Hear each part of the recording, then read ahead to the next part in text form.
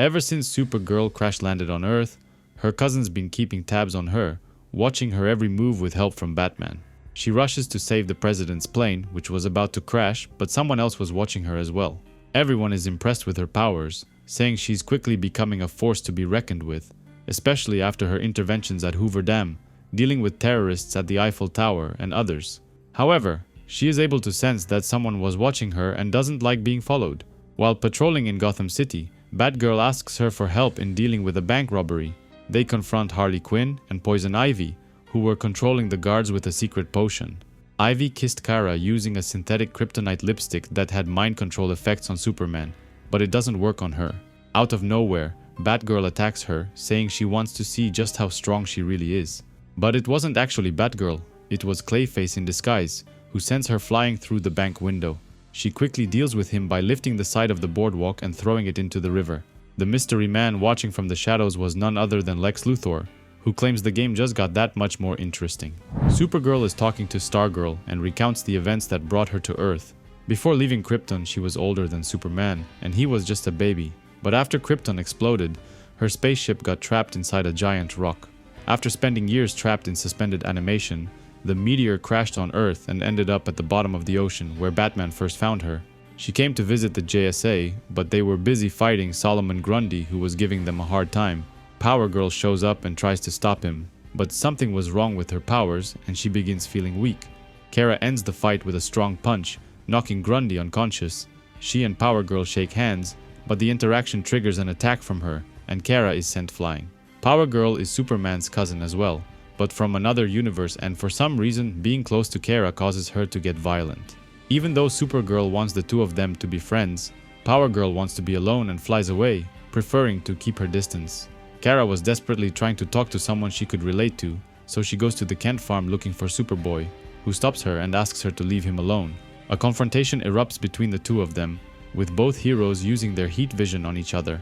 Kara moves fast and surprises Connor with a punch straight to his chin, sending him crashing down. He thought she broke his jaw, but it only needed a quick adjustment, and the two of them decide to stop fighting. Out of nowhere, the Teen Titans arrive, with Wonder Girl leading the charge, going straight for Kara. The two girls fight inside the cornfields, while Cassie admits she was carried away when she saw her together with Connor. Kara easily deals with her, taking her lasso and redirecting her anger toward her. Not too long ago, Superboy lost it and nearly killed the Titans, so he left the team and moved to the farm to be alone. Cyborg demanded to know why he was talking to Supergirl, since he didn't want to be affiliated with anyone at the moment. Suddenly, Starfire shows up as well and wants to speak with Kara, saying she has answers for her. Lex Luthor was testing out his new armor and showcasing the different kinds of kryptonite that have all kinds of different effects on Kryptonians. Kara agrees to leave with the Outsiders and spends the next 3 days training with them at their headquarters. Grace, Arsenal, and even Thunder stand no chance against her, as she easily deals with all three of them. Their friendly sparring is interrupted by Nightwing, who claims he knows who's been spying on her, Lex Luthor. He wants all of them to go after him, but Kara jumps in his arms and kisses him, then flies away to confront her stalker. She finds Lex in the desert wearing his new armor, but she had no idea what he was capable of. He neutralizes her using green kryptonite and then grabs her by the throat, demanding to know what happened to Darkseid. He then uses red kryptonite, which causes her immense pain and renders her unable to defend against his beating. After knocking her unconscious, Lex uses black kryptonite on her, but it has unexpected effects. It separated her evil personality from her good side, creating a separate person altogether. This new and evil Supergirl threatens him, saying he just made the biggest mistake of his life. Darkseid told Lex that using black kryptonite on her would expose her true nature, and in that moment, she would realize that he is not her enemy. But it didn't quite work out that way. Evil Kara attacks him and wants to kill him. She destroys his kryptonite rocks and then breaks his hand, forcing him to run away. She chases after him all the way into space, and then throws him against the Justice League headquarters. Jon Stewart takes him as a prisoner, but she quickly deals with him by taking away his Green Lantern ring. She then deals with Hawkman as if he wasn't even a threat to her and does the same thing to Black Canary, who uses her sonic screams on her. Flash runs after her outside, but he completely forgot they are on the surface of the moon and don't have oxygen. Martian Manhunter sneaks up behind her, but she could feel his presence and grabs him. Luckily for him, Supergirl recovered after Lex Luthor separated the two of them and came to stop the evil version of herself. Evil Kara recalls what happened on Krypton before it exploded. Her father hated Zorel and sent her to Earth to kill the baby Kal-El as soon as she got there. He gave her a crystal with all the knowledge of Krypton but made her innocent in order to assimilate it easier. When she arrived, her innocent personality took control, even though Darkseid was able to expose her evil side. Supergirl claims she is lying, saying that's not what actually happened, even though she doesn't remember the last moments on Krypton. The two girls fight, but they are equal in strength, so they fly back to Earth, chasing each other. They crash in Gotham's harbor and Batman confronts them, but evil Kara wants to kill him, saying he's just a man in a suit. Eventually, Superman and Wonder Woman get involved, but it was getting difficult to tell them apart. Everyone claimed that she was supposed to be faster and stronger than her cousin, but Clark was just better at controlling his power, giving her the impression he was weaker. Diana traps the two girls with her lasso of truth and demands to know who is the real Kara Zor-El. It was finally time to see if Supergirl was really a good girl turned bad or an evil girl pretending to be good. The process merged the two beings together once again, and Supergirl's good side emerged on top, claiming she knows now who she really is. Issue 6 begins in a tattoo shop, with Kara getting tattooed on her back. Her skin was as tough as metal, and it wasn't an easy task, but the artist made a Kryptonian symbol on her back. On her way back, she is stopped by 3 aliens who pick on her, calling her a true child. They become violent and want to hurt her, but they are nothing compared to her power and strength. She loses control and wants to kill them, but Nightwing gets in the way and takes the full blast of her heat vision. Nightwing was actually Power Girl in disguise, using this alias to stay hidden from Kal-El. They are actually in Kandor, the capital city of Krypton, which escaped destruction. Power Girl wants to take Kara out of here, fearing that it is affecting her behavior, making her more violent. She doesn't want to leave, however, claiming that she wants to find a way back to Argo, a piece of Krypton that hasn't been destroyed. This place is ruled by a religious fanatic, Kal-El, who persecutes and tortures everyone who isn't a true-blood Kryptonian or refuses to join the Church of El. The two girls team up and break into one of the prisons, helping the prisoners escape.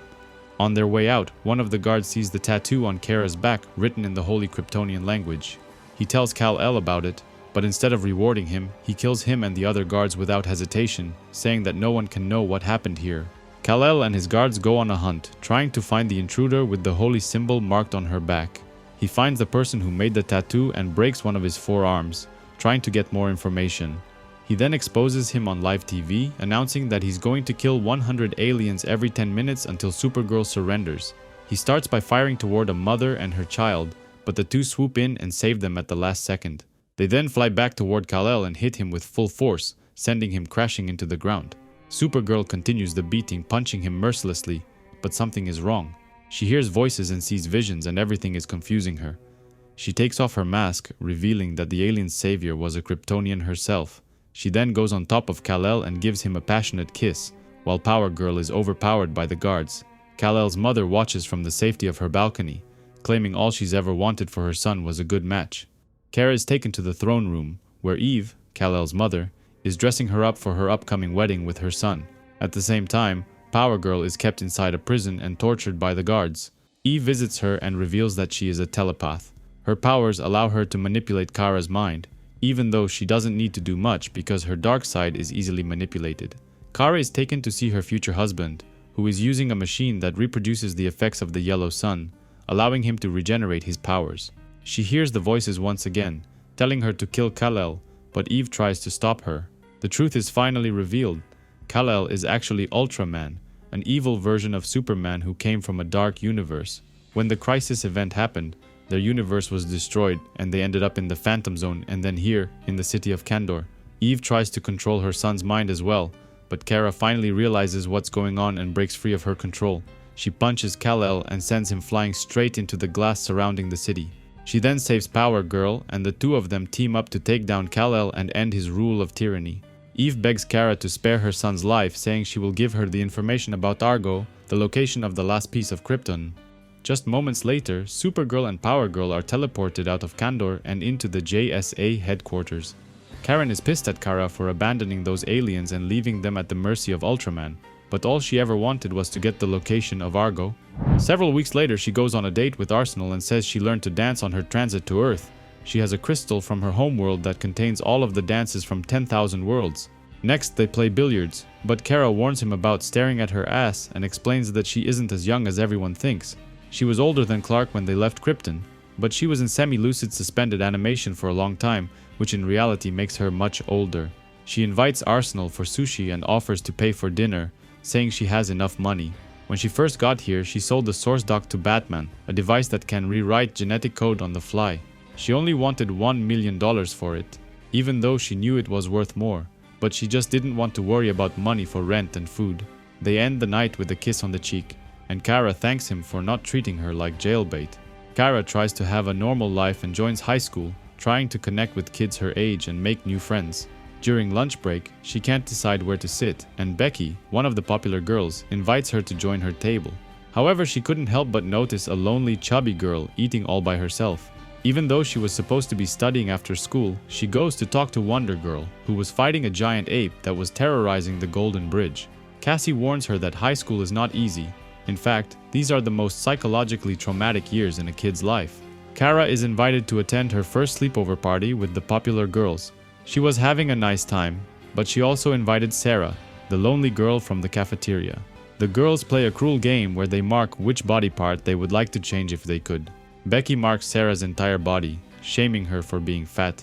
The next day at school, the girls make fun of her, asking if she needs more lipstick. This was Kara's first experience with bullying, and she talks about it with Becky's boyfriend, but Becky wasn't too thrilled about it. Later, she tricks Sarah into dropping a bucket of dirty water on top of Kara as payback for hitting on her boyfriend.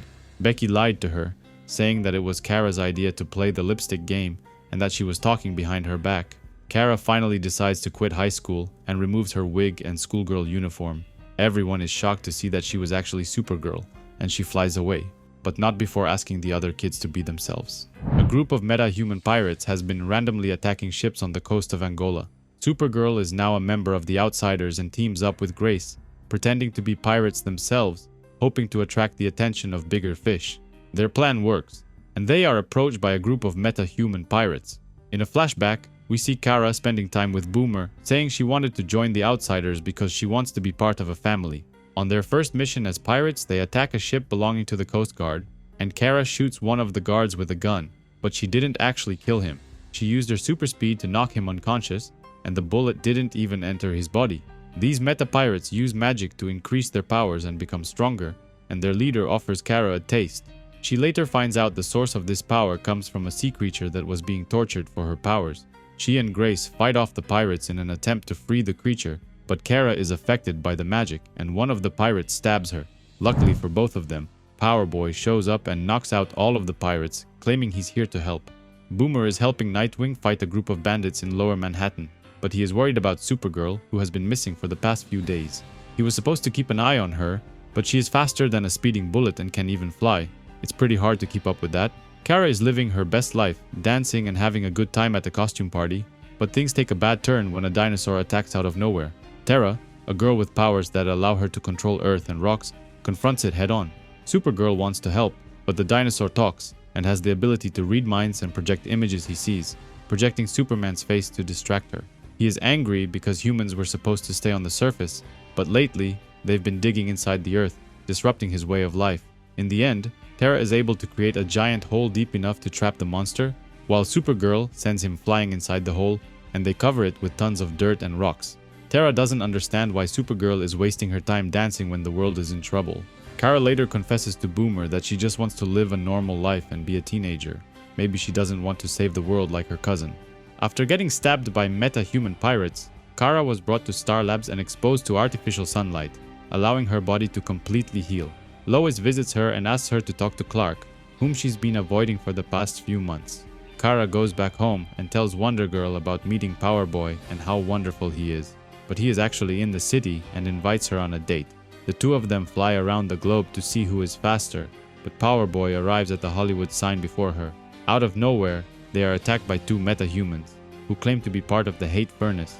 The woman has the power to phase in and out, and incapacitates Power Boy first. The man punches Supergirl so hard that it sends her flying straight into the city. He claims he knows just how evil she truly is and is able to feed on her hate. Ever since she arrived on Earth, Kara has been having visions and thinks that her dad sent her to Earth to kill Superman. That's why she's been avoiding her cousin all these months. She doesn't hate him, she hates herself. Kara uses a sonic attack to incapacitate both of her attackers and then goes to check on Power Boy.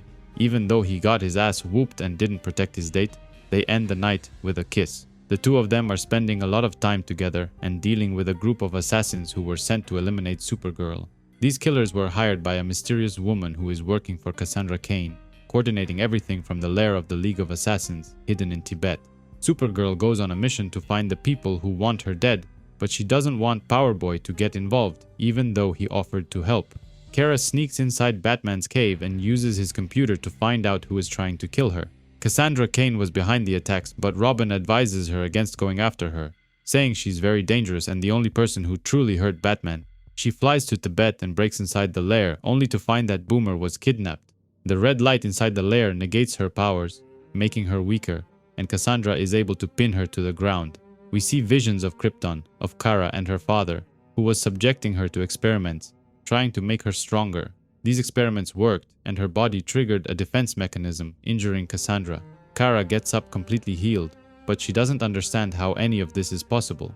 Meanwhile, Powerboy goes back to his hideout, where he keeps a giant wall filled with pictures of Supergirl, revealing his crazy obsession with her. The two of them share a passionate moment together when suddenly she hears something.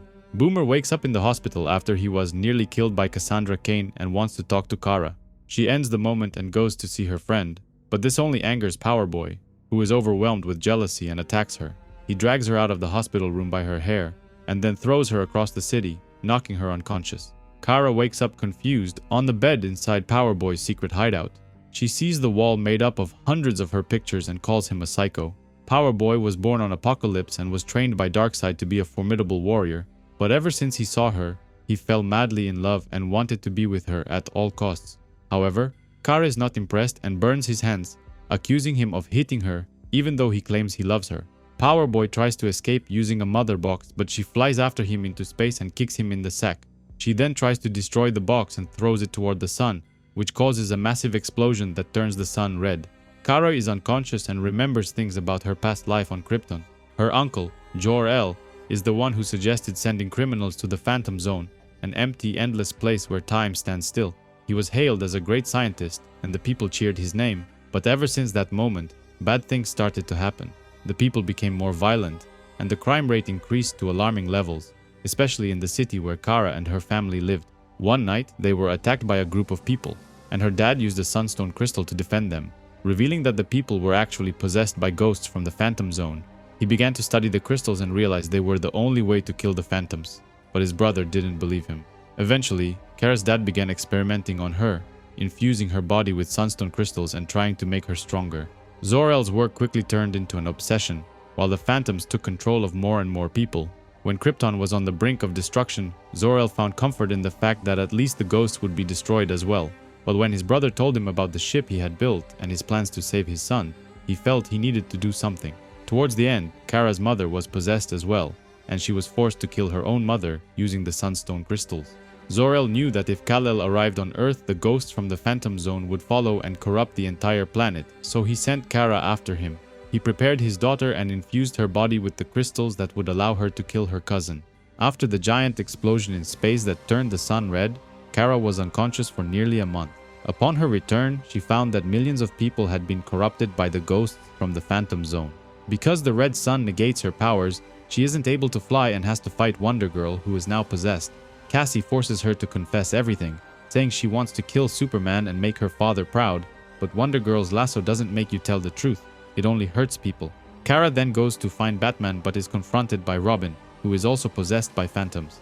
She uses the sunstone crystals from her body to snap him back to reality, but has no idea why it didn't kill him. Eventually, she finds her cousin, who is wearing a special suit that protects him against the effects of the red sun. She tells him the truth, revealing that the phantoms come through him and infect the people on Earth. He wants Kara to use the crystal and kill him, but she doesn't want to do it, saying they need to find another solution. Out of nowhere, another Supergirl appears, claiming that Kara isn't the real one. This new Supergirl instantly attacks her, claiming she is the real one and Kara is just a cheap imitation. She calls her a mistake, saying that her time on Earth is done and that she needs to accept it. But Kara refuses to listen and uses one of the sunstone crystals to take her down, but she is much stronger than her. Kara is sent crashing into one of the metro trains, killing a lot of people, but something is off. The train appears to be empty, even though she just saw many of them dying in the crash. Supergirl calls her a mess, saying she has issues and deals with a lot of problems. But normal people don't want a Supergirl with the same problems they have. She convinces Kara to give up and accept that she is better in every way and deserves to be Supergirl. Kara initially gives up and begins to fade away, but then she changes her mind and destroys reality, proving that this entire scene wasn't even real.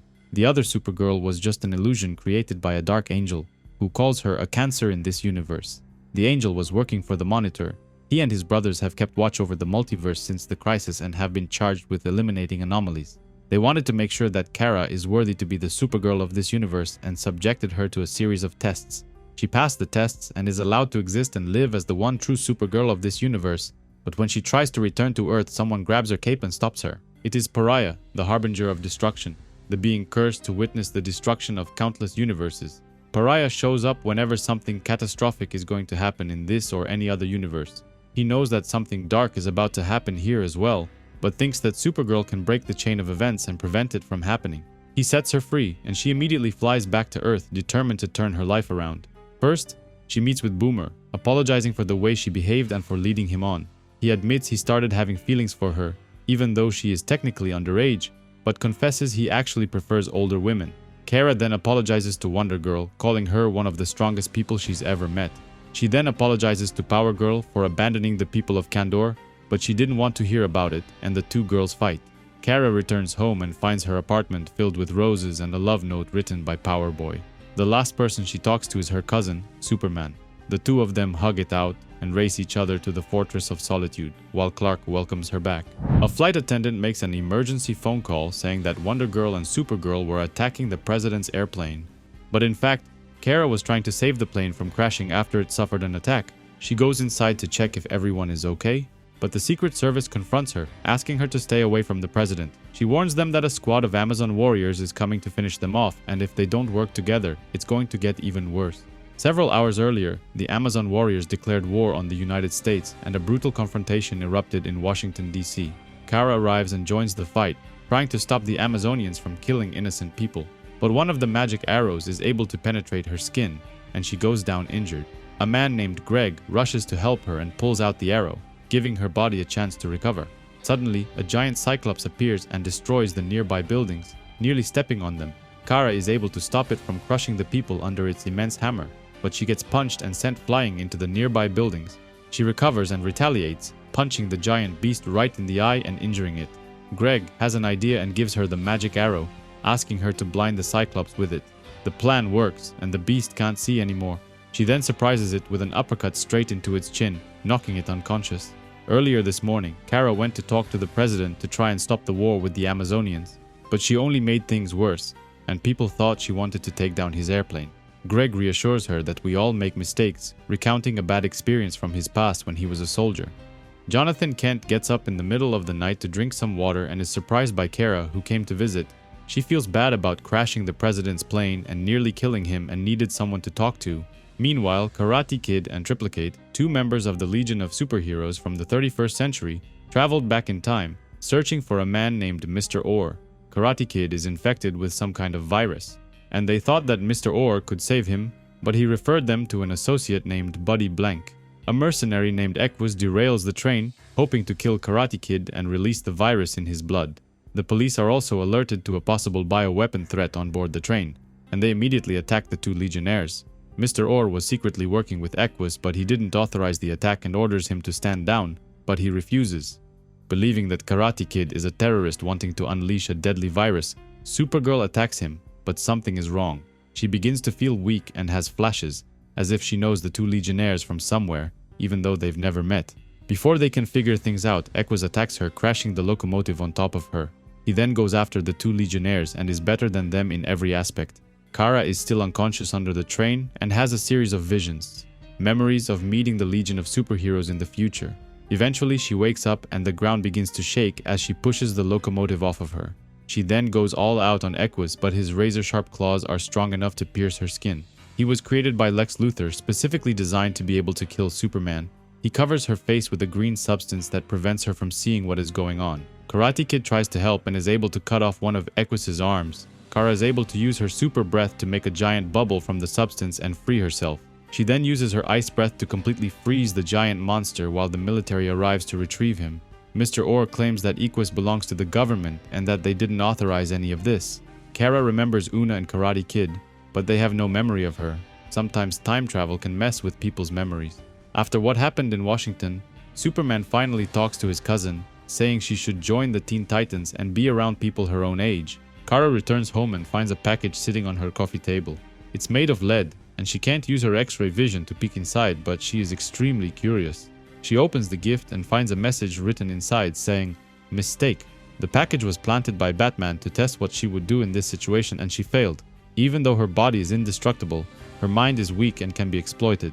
Out of nowhere, she hears Superman calling her name, and she rushes out immediately, but when she opens the door, she arrives in space in the middle of an intergalactic war. The Green Lanterns are losing the war, and Superman wants her to locate the enemy's command center by tracking one of their courier ships back to the base. The Lanterns give her a device that will allow her to return home, but in space, she can only hold her breath for 2 hours. She follows the courier ship deep into space, but she is eventually spotted and shot down. Eventually, she runs out of air and is forced to return to the Lanterns. She goes back home and is disappointed in herself, but something is off. She still has the teleportation device and uses it to go back into space. She fails a second time and returns home gasping for air, nearly sucking up all the air inside her apartment. She tells her cousin she wanted to try and look for the ship using the X-ray spectrum and long-range vision all at the same time, but without any luck. Clark is proud of her for trying a second time, but he was already able to track the ship, and the Lanterns won the war. He does, however, take her back into space because he wants to show her something. He shows her a new star that was created in nearly the same place where Krypton used to be. This triggers a bunch of memories of Kara when she was a little girl, and Kal-El was just a baby. She remembers when her parents sent her away, saying that unlike Kal-El, who will grow up among the humans, she will still have her memories of living on Krypton, and she will be representing her home planet. Kara tells Clark that his mother used to be a good singer. She couldn't have done it for a living, but she only sang to him as a baby. Supergirl's mind is flooded with different memories about her past life on Krypton, but all of them end up the same way, with everyone getting killed when the planet exploded. Superman is worried about her, saying that she's beginning to change somehow, and Batman feels the same way. Kara likes to watch over the Earth from space, calling it beautiful, when out of nowhere something hits her from behind. The force is so powerful that it sends her flying straight into the ocean. She wakes up and chases the entity, catching it from behind, but when she gets closer, she gets hit a second time. This time, there is a giant explosion, similar to a nuclear bomb going off. Now she is mad and attacks the person who was able to knock her out twice. The person's entire body is covered in stars that make up a region of space. Supergirl is curious and asks a lot of questions, but the person asks her to look inside the darkness and spot a tiny star glowing in the dark. He claims his name is Reactron, and he is able to enlarge that tiny star, turn it into a bomb, detonate it, and cause a giant explosion. Superman arrives and finds his cousin buried under tons of debris and rocks. She tells him about Reactron and his amazing powers, but she doesn't understand how someone so powerful can be a total jerk. They find him in Metropolis after he causes a couple more explosions, damaging the nearby buildings. Superman goes to stop him, while Kara is tasked with evacuating the people stuck inside the buildings. She finds a young boy named Thomas, but she reassures him that he's not going to die and will be just fine. Eventually, it becomes harder and harder to save everyone, and she trades places with her cousin because Superman has more experience. She confronts Reactron a second time, but her attacks don't even leave a scratch. He claims he came to Metropolis to rob a bank and is doing this for money. What else could he do with his powers? Cure cancer? He takes out another star, wanting to detonate it once again, but she puts it back inside him, causing his body to overcharge. Later, Supergirl visits Thomas in the hospital, but the little boy is suffering from cancer and has only months left to live. She thinks of something and reassures him and his family that he's not going to die. But something is wrong. A strange man appears, armed with a gun, and everyone in the room is frozen in time, including Superman. Everyone except Supergirl, who is able to move fast and evade the gunshot, even though the bullet is made of kryptonite and injures her. The attacker reloads and prepares to fire a second time, but Superman uses his heat vision to burn his hand. This causes the ground to shake, and Supergirl is transported through time. She arrives in another era, but a group of armed soldiers destroys the time machine behind her and then tries to kill the time traveler. Kara is able to save the man, and they both escape, flying into the unknown. The time machine brought her 400 years into the future, and the soldiers destroyed it so she couldn't return home. A long time ago, she wanted to make humanity better, so she stole the fire of the gods and made everyone like her. But this had devastating effects, basically destroying mankind altogether. So the rogue time traveler tried to stop her. But that wasn't the only time machine in this era. Somewhere in a cave, there is another, built by Batman. These Batmen send Supergirl back to her own time, but the rogue time traveler begs her not to save the young boy dying of cancer, saying that it will change everything. Supergirl continues her plan of finding a cure for cancer and asks Wonder Woman for help. Diana shows her a machine that can heal any injury in mere seconds using ultraviolet rays, but it can't cure cancer. She thinks that Kara made a promise she can't keep to the young boy. She then goes searching for Mitchell Shelley, aka Resurrection Man. This man is immortal, and every time he dies he comes back to life with a different superpower. Supergirl wants to kill him over and over again until he is resurrected with the power to cure cancer. In all his 50,000 years of existence, he hasn't heard a more stupid idea than this, but he agrees to help her. However, Supergirl is unable to kill him, even though he won't be dead for long. She isn't capable of killing another person. Resurrection Man suggests asking Dr. Luzano for help, but he is locked inside a high-security prison. She helps break him out, and the three of them fly toward one of Luzano's secret laboratories. Meanwhile, Clark Kent gets the news that Supergirl just broke into a federal detention center and made off with an inmate. Kara visits Thomas in the hospital and takes a few strands of hair from his head, trying to collect his DNA. In the lab, Dr. Luzano takes a sample of blood from Shelley, but he wakes up and threatens him. Kara returns, and Shelley warns her about Luzano, saying she can't trust him and that he is likely up to something. She is curious and asks him why he isn't smiling more often. A man who can't die should be happier in his position. Resurrection Man was right about the doctor. Luzano was successful in creating nanotechnology to change a person's body, but he used it on himself, making himself stronger, faster, and more deadly. He attacks Supergirl, saying he was never planning on helping the young boy and doesn't want to go back to prison. Resurrection Man is killed during the fight, but he comes back to life with a new power, the power to heal. Supergirl thinks she got lucky and quickly ends the fight with Luzano by stabbing him through the chest. She takes Shelley, who is seriously injured, and flies toward the hospital, but Superman stops her. She wants to use his healing powers to try and cure the boy's cancer, but Superman claims it's not going to work because he has already died. A villain named Livewire is terrorizing the streets of Metropolis, vowing to kill a lot of people. Supergirl tries to stop her, but Livewire is made out of pure energy and can toss around lightning bolts. But Kara knows about her from her cousin and has a plan. She goes underground and busts open a pipe, covering her in icy water. The water prevents Livewire from using her powers, and Kara easily knocks her out. Lately, she's been feeling lonely and needs someone to talk to, but Batman is busy fighting criminals in Gotham. Superman's father recorded many messages for him before sending him to live on Earth, but Kara's father didn't leave her any messages. She wishes she could talk to her parents and visits the Fortress of Solitude. There she finds a recording from Zorel specifically for her, saying that in the final days of Krypton, her parents were busy building the ship for her escape and didn't have enough time to record messages for her. She is relieved and remembers the last thing her father said to her, that Krypton lives through her as well as all of its people. Thomas, the young boy who was saved by Supergirl from a crashing building, was now dying of cancer, and his parents were helpless to do anything. Superman comes and tries to help, but it's no use. The boy gives his last breath and dies in the hospital bed. Superman tells Kara what happened, but she doesn't want to give up and flies toward the hospital, carrying Resurrection Man with her. She has a wild idea and wants to inject his blood into the boy's body, hoping that it will bring him back to life. Superman doesn't like the idea, but Kara convinces him to go along. However, the parents were grieving and thought that Kara was making a cruel joke. She tells the mother her origin story, how her parents took a gamble when they sent her toward Earth in a tiny spaceship. They could have kept her with them and died together as a family when Krypton exploded, but they took a chance. She wants the mother to take a chance now, and she eventually agrees, injecting her dead son with a sample of blood from Resurrection Man. The nanotechnology inside the blood fails to do its job and gets destroyed. Sadly, it was too late. The family and friends attend the boy's funeral while a priest says a few final words. Supergirl is unable to cope with the boy's death and tells her cousin that she is going to do anything she can to bring him back.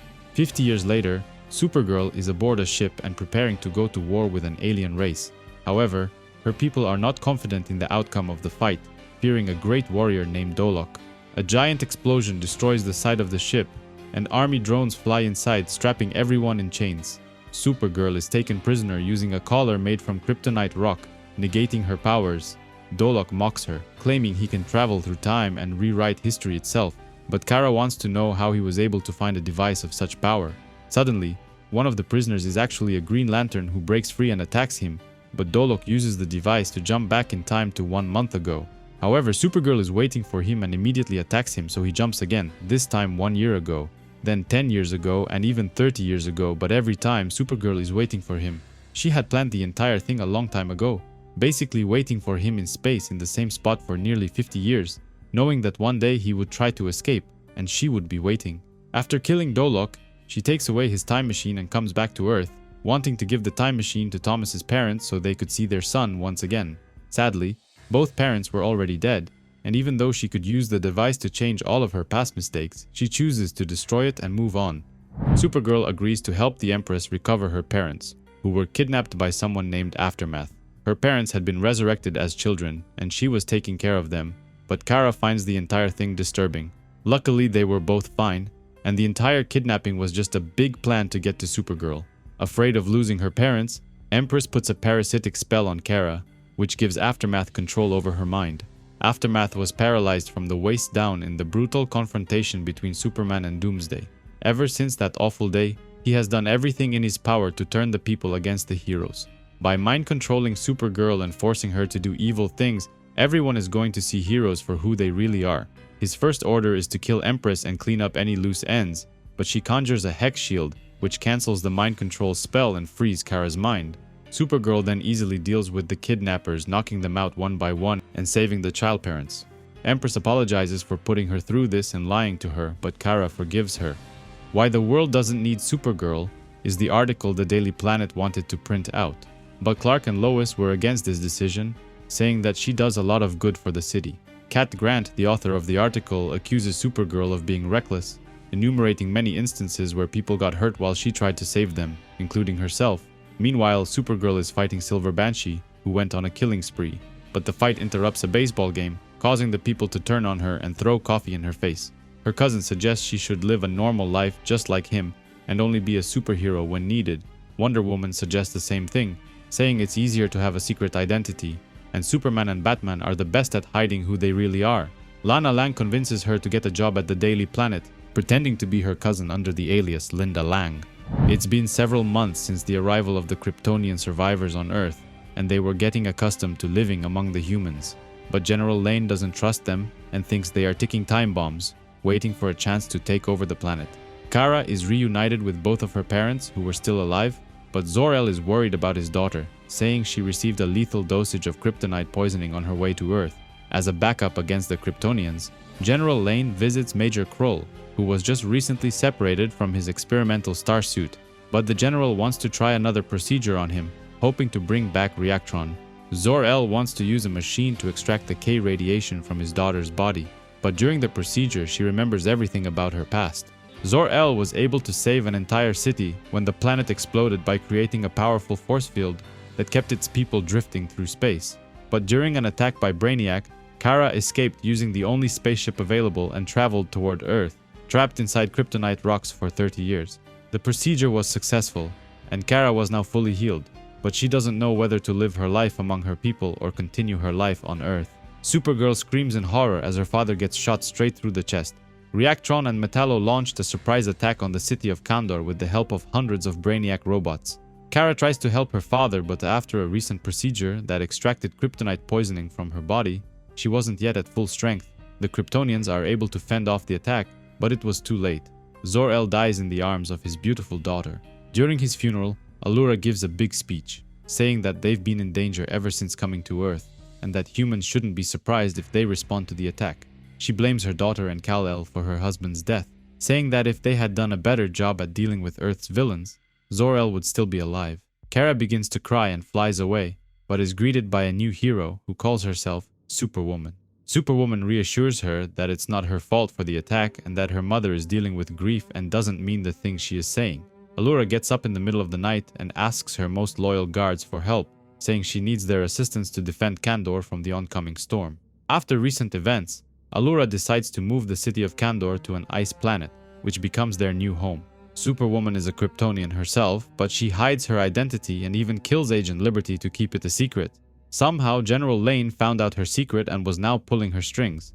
Inspector Mike Henderson is put on the case, trying to solve the murder of Agent Liberty, and talks to Lois Lane, who recently did an interview with him. Allura gives her daughter a secret mission to return to Earth and find Reactron, the man who killed her father. She agrees to go, even though Thera, the security chief in charge of keeping the Kryptonians safe, greatly opposes this decision, saying that Allura wants to execute Reactron for murdering her husband. However, after arriving on Earth, Kara is greeted by Superwoman, who asks her to turn back. When she refuses, the mysterious Kryptonian attacks her, claiming she tried asking nicely first. She wants Kara to return to New Krypton, saying her people desperately need her, but the young girl refuses to listen and the battle rages on. Superwoman is eventually victorious and manages to knock her out, but she gets a message from General Lane asking her to retrieve Reactron, who's gone rogue. Meanwhile, Inspector Henderson and a team of doctors were performing an autopsy on Agent Liberty, trying to open his suit and download his most recent memories. But they are stopped by Lucy Lane, Lois Lane's sister, who works for the Secret Service, claiming she is there to retrieve the body and has permission from the president himself. However, the download process was complete, and Agent Liberty's memories were safely stored on one of the computers. Cat Grant, the reporter who accused Supergirl of being reckless, receives a strange package, but inside, there was a creepy doll resembling Supergirl. Superwoman finds Reactron, who was visiting his former girlfriend, but he didn't want to come back. He used gold kryptonite on her, hoping it would shut off her powers, but Superwoman claims she isn't Kryptonian. Seeing that his powers have no effect on her, Reactron agrees to listen to her, but before leaving, Superwoman does something unexpected. She pulls a gas pipe from the wall and then uses her heat vision to cause a massive explosion, killing the Major's girlfriend and making it look like an accident. Supergirl arrives at the apartment several hours later, but the whole place was destroyed and there were police everywhere. Agent Henderson doesn't understand why someone would try to kill Agent Liberty, a highly decorated soldier in charge of protecting the president. Kara talks to her mother from New Krypton, who is disappointed in her for failing to catch Reactron and calls her useless. After returning to base, Superwoman talks to one of the soldiers, and we find out the real reason she wasn't affected by Reactron's powers was because the costume was protecting her. Agent Henderson asks Lois Lane for help in contacting Superman, but because he is off-world, she sends Supergirl instead. He shows her Agent Liberty's final moments before being killed by Superwoman. Kara also learns that she is working with Reactron, and she vows to take down both of them.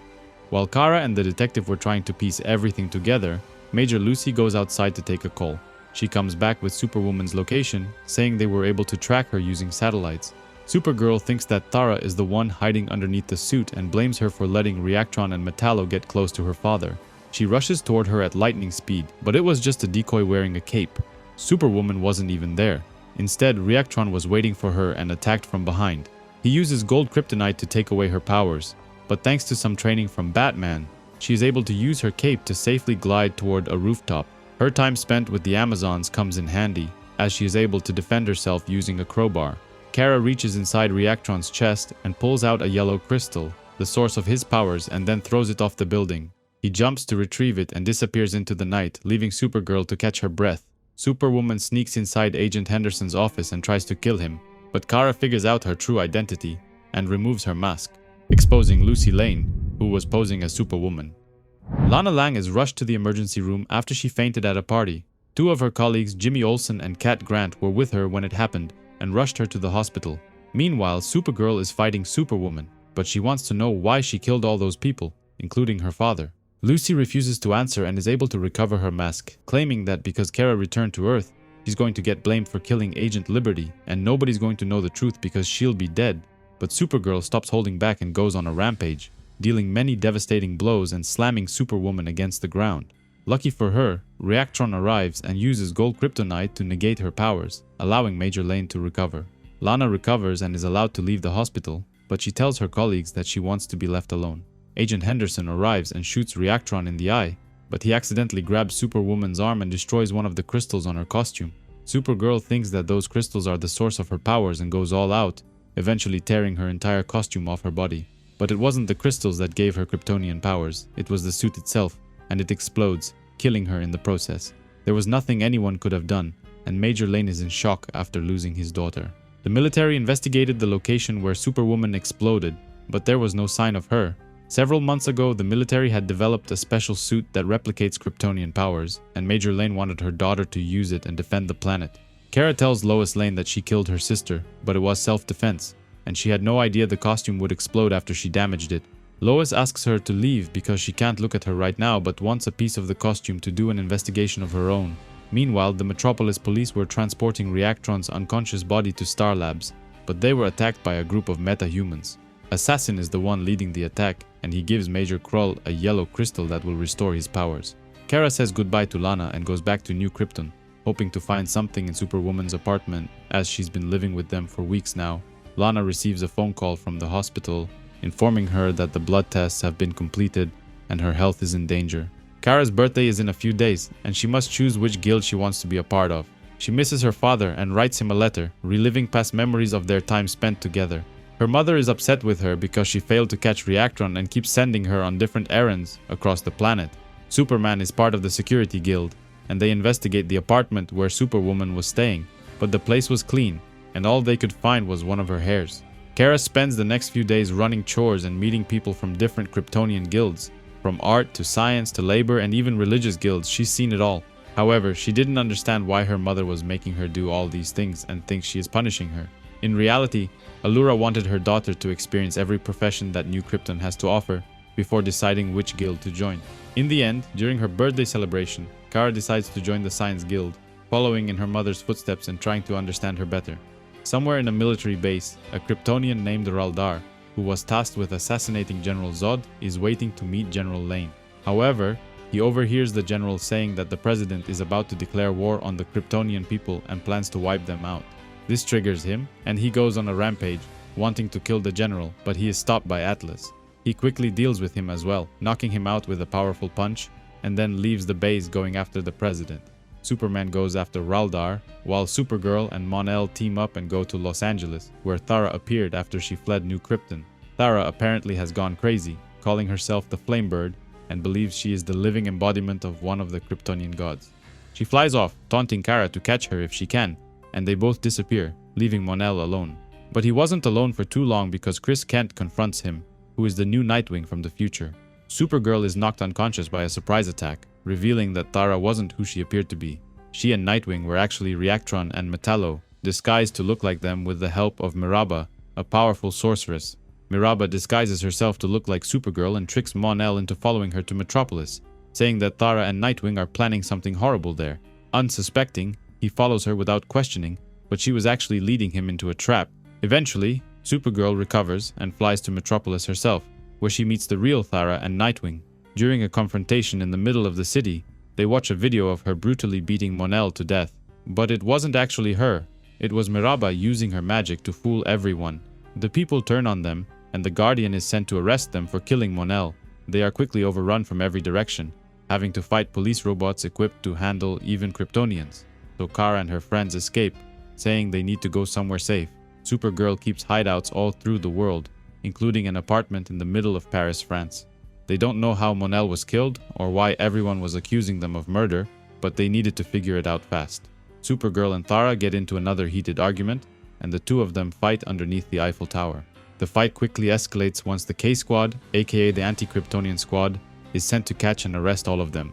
The entire fight was being transmitted live on TV, while Cat Grant was giving an interview calling Supergirl and the other Kryptonians enemies of Earth. One member of the K-Squad throws a grenade and Nightwing tries to defuse it, but it's too late. The explosion was so powerful it destroyed everything within range, leaving a massive crater.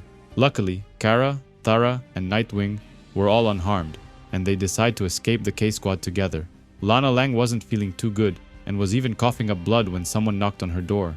Supergirl brought the other two back to her apartment, saying they have no other place to go. Right now, the whole world believes the three of them murdered Mon-El and sabotaged Metropolis's water supply. In reality, Reactron is the one who framed them, working on General Lane's orders. Lana takes Nightwing and goes to meet with Lois Lane, hoping she can help them clear their names. Thara doesn't trust Lois and says that something is wrong with her, as if she's being corrupted by someone, but Kara doesn't want to hear about it. General Lane orders Reactron to kill Supergirl and her friends, hoping to cover his tracks and erase any loose ends. He teams up with the K-Squad and heads out to Metropolis to confront the Kryptonians, but Reactron goes on a rampage and destroys one of the downtown buildings. Supergirl tries to stop him, but they were afraid he would do even more damage, so they retreat inside the sewers.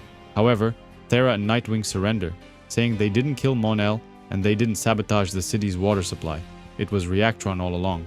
But Major Krull shows up and wipes out the entire K-Squad, killing every witness that could clear the Kryptonians' names. He then threatens to kill Supergirl as well. However, Chris realizes that red sunlight doesn't affect his tactile telekinesis. He is able to free himself and Thara, and they both attack Reactron at the same time, covering him completely in dirt and rubble. But this had no effect on him. After his recent military upgrades, he was much stronger. Meanwhile, Lois was trying to get inside the sewers and realizes that something is wrong with Lana, because she couldn't keep up, and her nose started to bleed. Reactron powers up and shoots a devastating blast of gold kryptonite towards Supergirl, but Thara jumps in the way and takes the full force. Lois arrives and tries to stop him by stabbing him with her pen, but he throws her near the others and wants to end them. Suddenly, Thara's eyes begin to glow, and Flamebird, the ancient Kryptonian god, takes over her body. She grabs him and takes him away from the city to a forest nearby. She takes away the source of his powers and wants to end him, condemning him for his crimes against Kryptonians, but Kara begs her to spare his life. She vows to take him back to New Krypton and punish him according to their laws. Kara takes Thara back to the apartment and apologizes, saying she had no idea the gods were actually real. She then flies back to New Krypton, but promises to return and talk to Lana about her health problem. Allura remembers a beautiful moment, watching the sunset with her lover, Zorel. He says he loves her, but she can't say it back, saying that love is nothing but a chemical reaction. In the present, she confronts Reactron, who was being kept a prisoner, saying his trial will start soon, and after he is found guilty, he will be executed. Allura remembers another beautiful moment when Zorel asked her to marry him, but she wasn't ready to commit just yet. But then she remembers how Reactron killed him, and it makes her extremely sad. The murderer's trial begins, but someone opposes judging him on New Krypton, saying that Reactron was only a soldier following his commander's orders. Out of nowhere, a group of Kryptonians storms inside the building, vowing to kill Reactron. When he killed Zorel, he also killed 14 other people, and now their family members want revenge. During the confrontation, one of the guards is forced to shoot Reactron, who was trying to escape, vaporizing his body and leaving only his DNA shadow imprinted on the wall. But he wasn't actually dead. Allura ordered her top commander to fake his death, so that she could torture him for her own pleasure. Lana Lang tells Kara that she is sick. Something is attacking her body at the molecular level, but it's not cancer. So far, doctors have been unable to identify the cause and have no clue what's wrong with her. Inspector Henderson, who leads the Metacrime Division of Metropolis Police, asks Supergirl for help in solving a case involving the Silver Banshee. A long time ago, Banshee was just a normal woman who tried casting a spell that would grant her powers, given only to the clan leader. But her ancestors were furious at her and cursed her, becoming the Silver Banshee. In order to break the spell and end the curse, she needs to collect 7 magical artifacts. During one of his investigations, the inspector found one of these artifacts, but it bonded with him, becoming a part of him. Banshee was able to track the location of the artifact and broke into the office, determined to pull it out from the inspector's body. Supergirl tries to help, but Banshee uses her sonic attack that renders her completely deaf.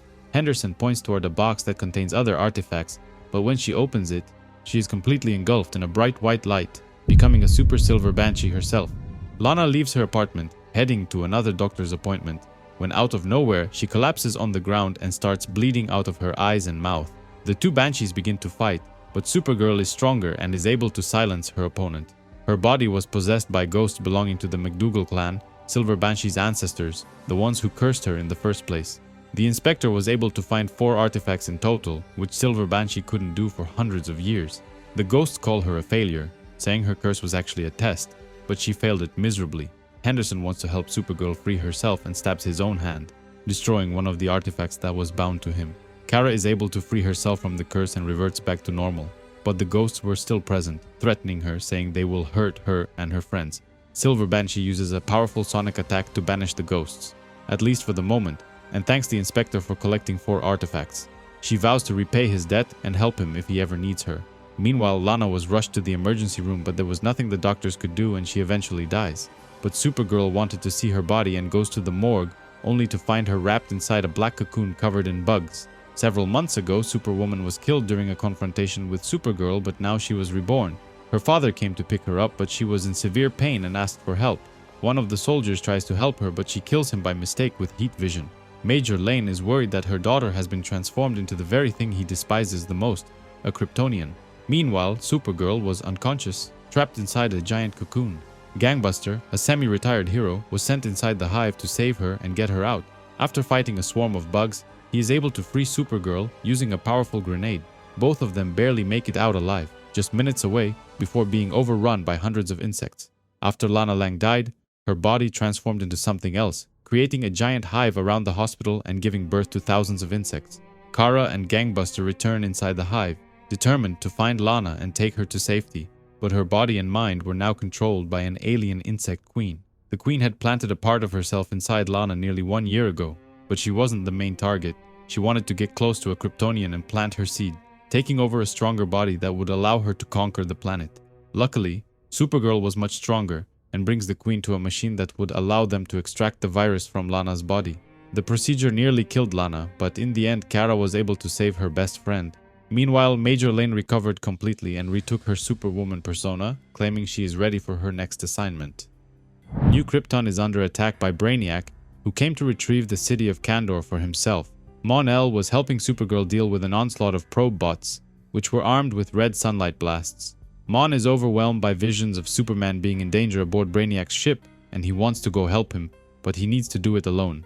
He asks Supergirl to stay behind and unite the Kryptonian guilds together, but before leaving, Kara gives him a passionate good luck kiss. Meanwhile, Superboy and the Legion of Superheroes also came to help, but General Zod accused them of being terrorists and wanted to arrest them. Supergirl convinces her mother to trust them, saying they came here on a mission to save the bottle cities on Brainiac's ships, and the future of the universe depends on their success. This only pisses General Zod off, who claims that yet again the Council stands between him and the safety of their planet, and Allura will be dealt with very soon. Supergirl joins the Legion, and together they head towards Brainiac's ship, determined to stop him from trapping Kandor a second time. In the 31st century, the Legion of Superheroes is working non-stop to calibrate the time machine and send Brainy into the past to prevent the destruction of the universe. Entire galaxies are being destroyed in an unprecedented cataclysmic event, and the only way to prevent it is to stop Brainiac from killing Superman in the 21st century. Everyone gives their powers to Brainy, who steps into the time machine just moments before the entire universe is destroyed. Meanwhile, in the present, the Legion is fighting more of Brainiac's probe bots, but their numbers grow with each passing moment. Sadly, the Kryptonians weren't helping much because they worked alone, separated by their guilds and beliefs. Superman and Mon-El were fighting a battle of their own inside Brainiac's ship, but Tellus has an idea. He is a strong telepath and wants to use Supergirl to connect to other Kryptonians and convince them to work together instead of fighting their own battles. The plan works, but he wasn't strong enough to connect to every Kryptonian on the planet. Luckily, there is a race of telepaths trapped inside Brainiac's ship, who are powerful enough to reach every Kryptonian and change their minds, but they need to get inside first. Suddenly, Brainy appears from the future, claiming he knows how to pass Brainiac's shield. Inside, Superman was desperately trying to stop Brainiac from taking New Krypton and free all the other races trapped by him. Unfortunately, he was only able to save the Lenothians, the race of telepaths that were communicating with him, begging for help. Brainiac takes all the other worlds and teleports them to another part of the ship. Brainy is able to bring everyone inside the ship, but they would have to split up and search for Superman. On the ground, the robots break inside the Kryptonian command center and attack General Zod and his people. Brainiac's ship gets into position and begins to cover the entire city of Kandor with an energy field. In just a matter of minutes, the entire city is captured and trapped inside a giant glass container. It is then taken aboard the ship by giant tentacles, but Superman tries to stop it. He is, however, shot from the sky by a powerful beam of red sun energy, and he is instantly incapacitated. While Brainiac claims he killed Superman, the city is shrunk down and brought to him, while he confidently says to Lex Luthor, who was secretly working with him, that he's won. Superman wasn't killed, but he was temporarily left without his powers and was falling toward the planet. One of Brainiac's robots catches him mid-air and brings him down safely. It was actually Quislet who took control of the robot in order to save him, and Superman was happy to see him. He didn't waste any time, however, and quickly goes back to try and save his people. Meanwhile, General Zod was able to reverse engineer Brainiac's technology and found a way to escape the city with a handful of his best soldiers. Zod was thankful to the Science Guild for creating the Sunstone devices that allowed them to escape, but now they needed to stop Brainiac. The Legion of Superheroes had split up, and Brainiac 5 teamed up with Supergirl because he needed her abilities to get to the core of the ship. Sometime in the future, the two of them will fall in love with each other, but for now he was rude to her and avoided telling her too much. Inside the city of Kandor, Commander Gore is torturing Reactron, following Allura's orders, but someone sneaks up from behind and shoots him in the back. It was Lex Luthor, but he didn't come here to rescue Major Krull. He had plans of his own. Brainiac is aware that another Koloan is aboard his ship and sends out Visperphages to hunt them down. These monsters are extremely dangerous and can wipe out an entire species in a day. Kara grabs Brainy and flies toward the center of the ship, breaking through the main wall and flying straight into the core, causing a giant explosion and destroying it. This causes the ship to lose its force field, which allowed Superman to get inside the ship. Brainiac appears and Zod jumps at him, determined to destroy him for daring to attack his planet a second time. Superman leaves the soldiers to fight the robots and goes searching for Kandor. He asks Kara to take it to safety and Brainy to help enlarge it back to normal and set his people free. 1,000 years of scientific advancement allows Brainy to overcome Brainiac's technology, and he is able to restore the mighty city of Kandor to its original glory. Superman rejoins the fight and helps General Zod battle the mighty Brainiac. Meanwhile, in another part of the ship, Lex Luthor stole one of the trapped cities and cracked the dome. This caused the city to enlarge inside the ship, reverting to its original size and breaking the ship's hull. The ship was beginning to lose altitude as the immense weight of the city was taking it down. Everyone began to panic, desperate to save the other cities that were still trapped inside. The ship was heading straight for Kandor, threatening to destroy everything in its path, but the Kryptonians, led by Superman, Supergirl, and Superboy, were trying to stop it from crashing.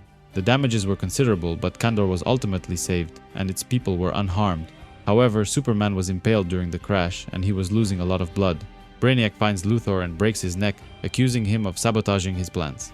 General Zod confronts him and wants to fight him hand to hand, without his powers, claiming he doesn't need powers to take him down. Brainy used Superboy to perform a blood transfusion on Superman and synthesized Yellow Sun from the 31st century to help with the healing process. Zod defeats Brainiac in combat and wants to execute him, but Superman gets in the way and stops him. Before they could decide what to do next, Brainy takes him and teleports off the planet. The Lex Luthor that Brainiac killed was only a robot created by Toyman, while the real one was still on Earth talking to Major Lane. During the attack, the Kryptonian Council was killed, so General Zod takes command of its people and declares war on Earth. It's been 41 days since the Kryptonians attempted to take over the Earth, a brutal war during which most of them were killed or sent to the Phantom Zone. Kara is now permanently living with Lana Lang and wants to put the past behind her. She wants to give up being Supergirl and abandon her Kryptonian name, fully adopting the name Linda Lang. After she was resurrected, Superwoman went on a rampage, but she was eventually captured and locked inside Star Labs. However, an unidentified flying object passes nearby at incredible speed, destroying part of the building, and Dr. Light, together with Gangbuster, decide to investigate. The UFO crashes in the middle of the city, destroying a nearby restaurant where Kara and Lana were having lunch. The crash site was completely frozen, and Gangbuster was reluctant to go inside. Kara doesn't want to be Supergirl anymore and refuses to go help, which prompts the two girls to get into a heated argument. The UFO resembles the one that Kara had when she crashed on Earth, but when they get close, a scary version of Supergirl emerges and attacks Dr. Light. Jimmy Olsen drives his motorcycle toward the crash site, trying to be the first reporter on the scene. But when he arrives, a Bizarro Girl jumps out of nowhere and attacks him. He was able to take a few pictures of her and automatically uploaded them to the Daily Planet. Lana Lang alerts Supergirl, saying she needs to get her ass downtown and face this deranged version of her. Kara hasn't worn the suit in over a month and feels reluctant to put it on. But as soon as she gets into the air, she starts enjoying herself once again. She quickly finds Bizarro Girl hiding in the sewers after she kidnapped a bunch of people, including Jimmy. The two girls fight, but their powers cancel each other out. While Kara uses her ice breath, Bizarro Girl uses her fire breath to cancel its effects. A piece of rock ricochets right into her spaceship, which was hidden inside the tunnel, which greatly upsets Bizarro Girl. Kara realizes how much she cares about the ship and vows to destroy it if she doesn't let the people go. While Kara can use her vision to see through things, Bizarro Girl is equipped with a different kind of vision, one that can turn anything into a solid object. Everything started 6 weeks ago on Bizarro World, when the planet was attacked by a godship and was on the brink of destruction. Bizarro Superman wanted to send his cousin to Earth to keep her safe, but Bizarro Lois Lane thought they wanted to escape. She tried to stop them, but Superman was able to activate the ship and send her cousin on a one-way ticket to Earth. In the present, Supergirl escapes her prison by vibrating her body at incredible speed, an old trick that the Flash taught her, trying to teach her how to escape being trapped in ice. Bizarro Girl punches Kara with everything she's got, sending her flying 20 blocks away. She then goes to the surface and tries to kill Gangbuster, but Kara returns and saves him in the last second. Luckily, she was only able to break a few bones in his hand, but he'll survive. The two girls continue the fight in one of the nearby parks, but this time, Kara brought help. Dr. Light powers up and shoots her with a powerful energy blast.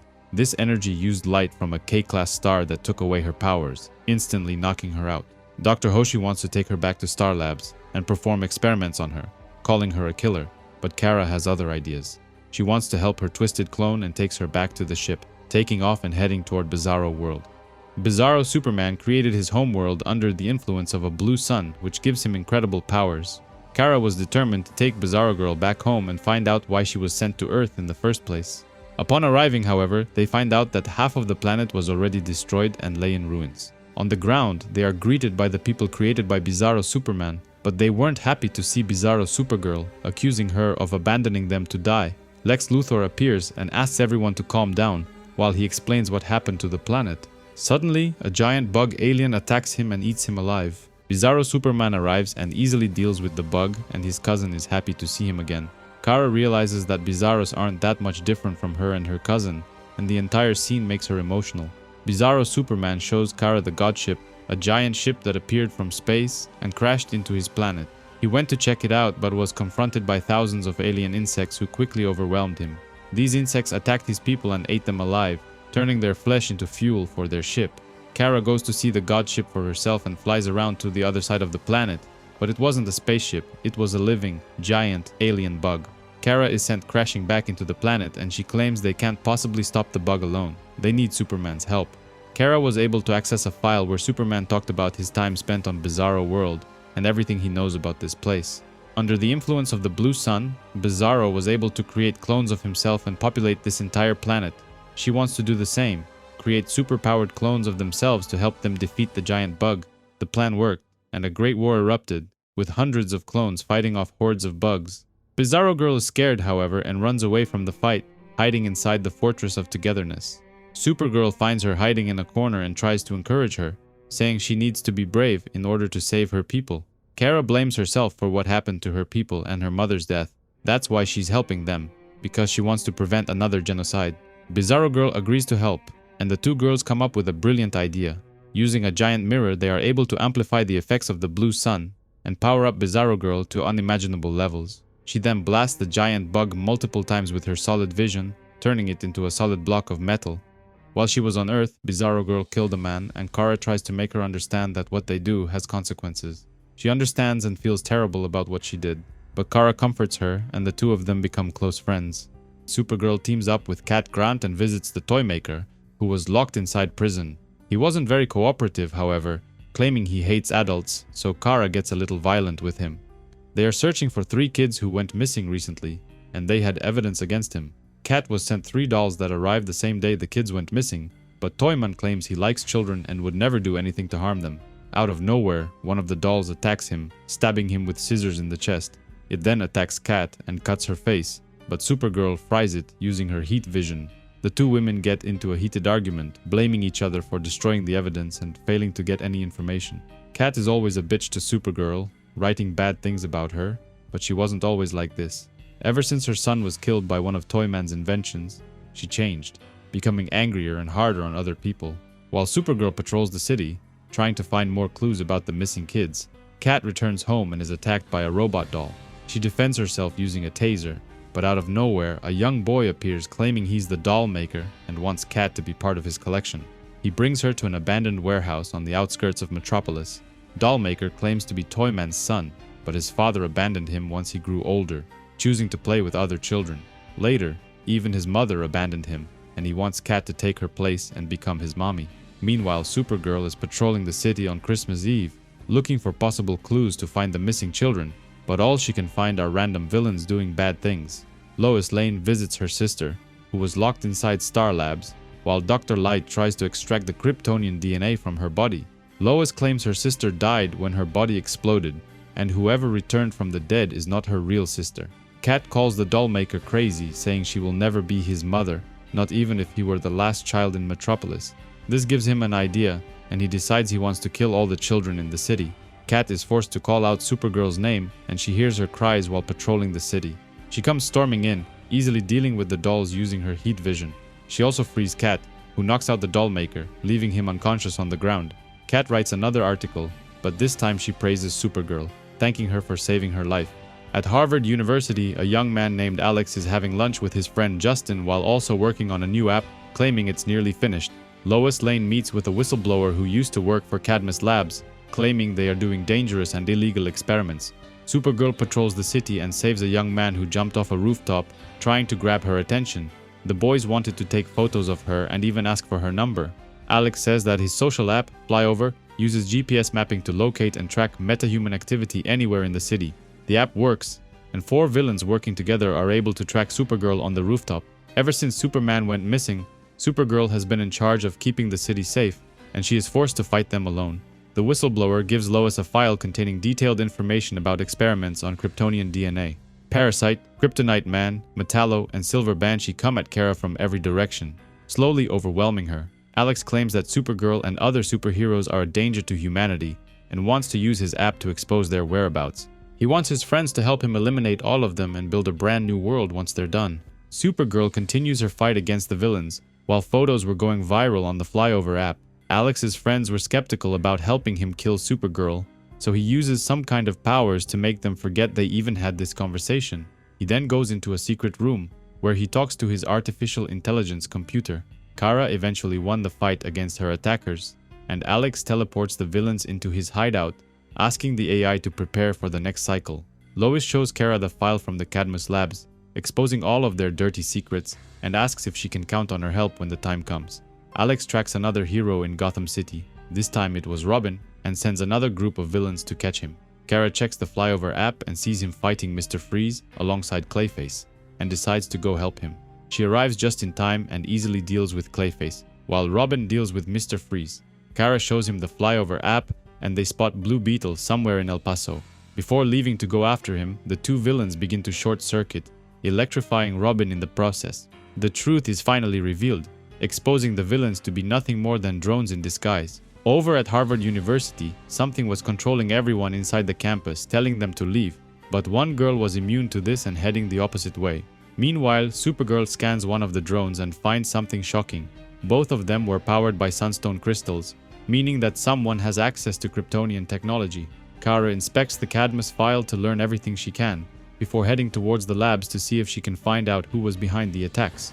The woman with the blue hat finds Alex and his secret lab, but she was actually Ms. Martian in disguise, and he was able to see right through her. Kara arrives at the location in the files, but the place looks abandoned and there was nobody inside. She returns back and groups with Blue Beetle and Robin, who were investigating the disappearance of Miss Martian. They quickly find her inside Harvard campus, but something was wrong. She turns on them and attacks Supergirl, sending her crashing into the walls. Alex appears and uses his mind control tricks to weaken Kara, and then shoots her with his eyes in an attack similar to her heat vision. He takes the other 2 prisoners and asks Miss Martian to bring him Supergirl's head on a pike. Beetle uses an electromagnetic pulse to trigger Alex's teleportation device, taking everyone away, but leaving Kara behind, who was still outside unconscious on the ground. Kara eventually wakes up and is surrounded by Alex's friends, who were now free of his control, but without any memories of how they got there. Alex is able to take control of Beetle's mind, and wants to do the same thing to Robin. He shows him his darkest fears, his mother, Talia al Ghul, killing his family and friends. Kara breaks inside one of the drones and removes the sunstone crystal from inside, claiming she thought of something. Lois Lane visits the whistleblower who was in the hospital, who tells her that Alex was born and raised inside the Cadmus labs. They experimented on him and combined his DNA with Kryptonian DNA, but she felt sorry for him and helped him escape. But she was under his influence just like all the others, and she attacks Lois. Meanwhile, Kara used the sunstone crystal to create a small EMP, using it to short-circuit Alex's friends, revealing them to be nothing more than drones. Alex appears, claiming he was using the drones to keep her busy while he was recovering, and then attacks her at full force. He isn't Kryptonian, but the added DNA just made him stronger and gave him special powers. He finally decides to show his true form, revealing he was Double X, a very powerful telepath. He then orders Robin and Beetle to attack her, weakening her even further, while Miss Martian begins to probe her mind, digging up any information she can find on Superman. The powerful AI that was working with Alex warns him that his judgment has become increasingly impaired, probably caused by the depletion of his Kryptonian solar cell. This pisses him off and he destroys the AI, claiming he doesn't need its help anymore. However, he wasn't ready for an attack from Supergirl, who was able to escape Miss Martian and came after him. She slams him against the wall, and for some reason, his telepathic powers weren't working on her anymore. Miss Martian was able to free herself from his control and used her own powers to seal his mind inside a temporary psychic cage, rendering him helpless. Kara then knocks him unconscious with a powerful punch to the face. The only thing remaining was to free the other students who were being kept prisoners inside giant tanks. Professor Ivo has been kidnapping young people all over the city and using them for his experiments. A brilliant girl named Charlize Yue managed to escape and jumped inside a tram. Luckily, Supergirl and Starman were in the area and managed to stop the drones from taking her back, but she was confused and had no idea what happened to her. Kara joined Stanhope College where Charlize was studying, trying to uncover the mystery behind her kidnapping. In the last 5 years, 4 people have gone missing, all having many things in common like being extremely smart. She quickly becomes friends with a group of people led by Henry Octavius, who is a poet and claims he knows about the missing people. He was able to create a formula that predicts who will disappear next, saying that he's going to be next on the list. Kara doesn't believe him and thinks he is crazy, but when Henry went into a closet to get a flashlight, he disappeared into thin air. After inspecting the closet, the other kids find an entrance that leads into a labyrinth of tunnels. They go inside, searching for Henry, and find his robe lying on the floor. Meanwhile, Lois Lane sneaks inside the president's office and questions her about Charlize Yue, the missing student. President Garner and her husband were working with Professor Ivy, but she pretended like she had no idea what she was talking about. She calls the professor and says they need to complete the upload tonight because they can't afford to wait any longer. Ivy wasn't finished performing his experiments, but luckily he sees the group of students who were looking for Henry and wants to use them. The group of kids finds a giant room filled with robot rats, but Kara is able to burn all of them using her heat vision. She made it look like one of the other girls short-circuited them using her flashlight to protect her identity. The room was a dead end, so Kara jumps in the water, promising to swim to the other side and keep searching for Henry. Meanwhile, Professor Ivy takes Henry to the lab and puts him inside giant green tubes alongside other people who were all unconscious. Supergirl emerges from the water, but the professor was pleased to see her, claiming he will use her to finish his experiment. He left his drones to attack her while he ran back to the lab to get something. She quickly deals with the robots, but Ivy equips one of his power armors and confronts her. Before leaving the campus, another student approaches Lois and says she suspects the president might be involved in something illegal. She and her husband are using the university's money to fund something called the Forever Fund. This was part of a secret cult that's been going on for decades, obsessed with youth and immortality. Kara was strong, but the professor's drones wrapped themselves around her, trapping her inside. He was able to create a seed bank of human intellect, harvested from some of the most promising students at the college. Luckily, Kara's friends from the college are all geniuses as well, and they were able to build weapons and come to her rescue. She asks them to cancel the seed bank upload and prevent the professor from finishing his work. One of the kids was a computer genius, and he is able to hack the computer and cancel the upload. Eventually, Supergirl breaks free and destroys the armor, capturing Professor Ivy as well. Lois Lane calls the authorities, and the president and her husband are both arrested, alongside other people on the board. 2 weeks later, Kara visits Henry and wants to see how he was doing, thanking him for reminding her that the world is full of poetry and magic. She wants him to promise her he won't forget her, but he leans over and gives her a passionate kiss. Kara lifts him in the air, revealing that she is actually Supergirl, and the two of them spend a magical night together.